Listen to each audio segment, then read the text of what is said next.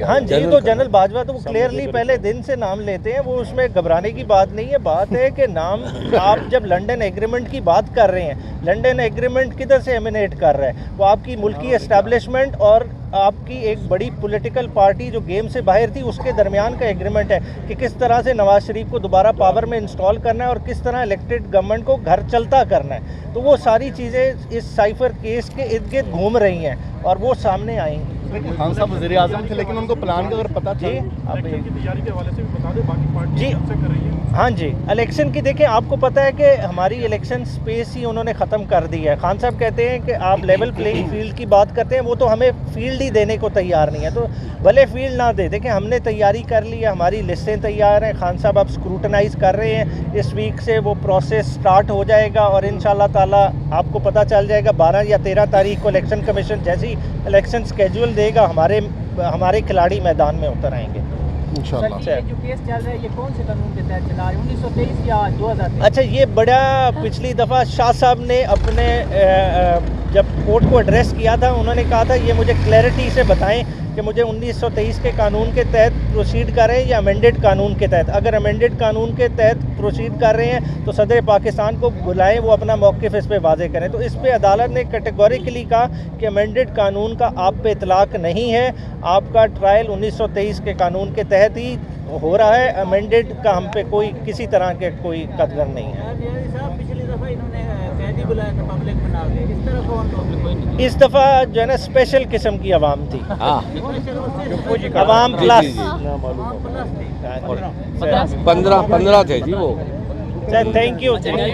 वो भी नामालूम थे। साहब ये बताएं कि जब ये साइफर की समाअत हो रही थी और एहतसाब अदालत के जज मोहम्मद बशीर भी अडयाला जेल पहुंचे हैं, तो क्या वो भी 190 मिलियन पाउंड केस जो है उसके अंदर भी अब उसका ट्रायल जेल के अंदर ही वो करने जा रहे हैं? जज बशीर साहब आए थे ज़मानत के लिए, हमने उसमें पोस्ट अरेस्ट बेल खान साहब की दायर कर दी है। उसमें बाकायदा से 6-12 तारीख हो गई है, क्योंकि 6-12 को और भी मामलात अलकादे से मुतल्लिका लगे हुए हैं, तो 6-12 को वो टेकअप करेंगे और वो जेल में ही समाअत होगी। Thank you. 6-12 legal proceeding detail हुई, आपको पता है कि कॉपीज़ डिस्ट्रीब्यूट हो गई और 12-12 तारीख डल गई। उसके बारे में मैं चाहूँगा कि उस्मान गिल साहब भी थोड़ा सा आपको आज की पेशी के बारे में ब्रीफ करें। जी गिल साहब वो थोड़ा बोलें।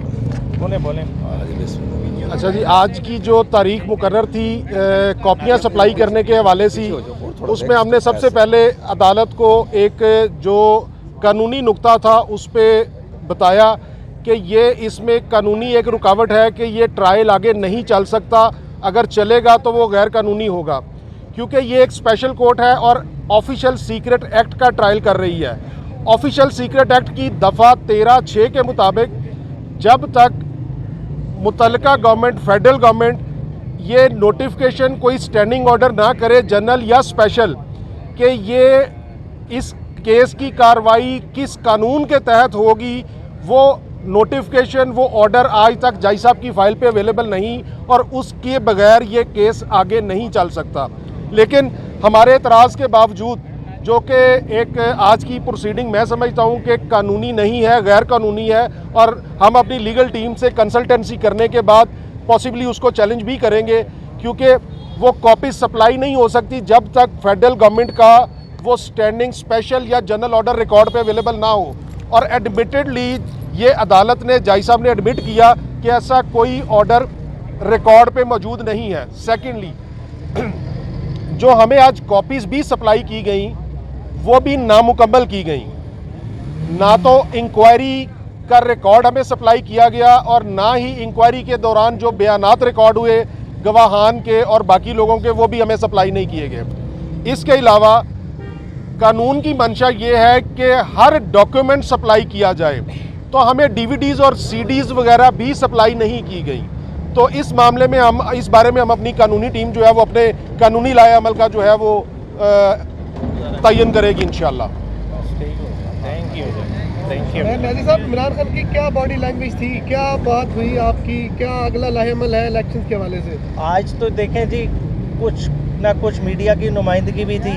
अगर मैं कहूं कि बॉडी लैंग्वेज बहुत स्ट्रॉन्ग थी, वो बहुत ज़्यादा बेहतर बता लेंगे कि खान साहब की बॉडी लैंग्वेज में और जो ज़मान पाक की बॉडी लैंग्वेज थी उससे भी ज़्यादा बोल्ड होके खेले, और जो उन्होंने मीडिया को अपनी स्टेटमेंट दी हैं वो इंशाल्लाह ताला आप तक पहुंचेंगी, तो उससे आपको पता चलेगा कि खान साहब किस फ्रेम ऑफ माइंड में। सर, अगली पेशी पर अमेरिका के सफीर को भी अदालत बुलाया गया है? देखिए अभी तक किसी को नहीं बुलाया गया, मगर देखिए जब आप हमारा जब डिफेंस आएगा सामने, जो उसमें गवाह तलब होने वाले होंगे वो फिर अदालत को बुलाने तो पड़ेंगे, तो बात अमरीकी सफीर तक भी जा सकती है। खान साहब ने जनरल का नाम भी लिया था, एक जनरल का नाम भी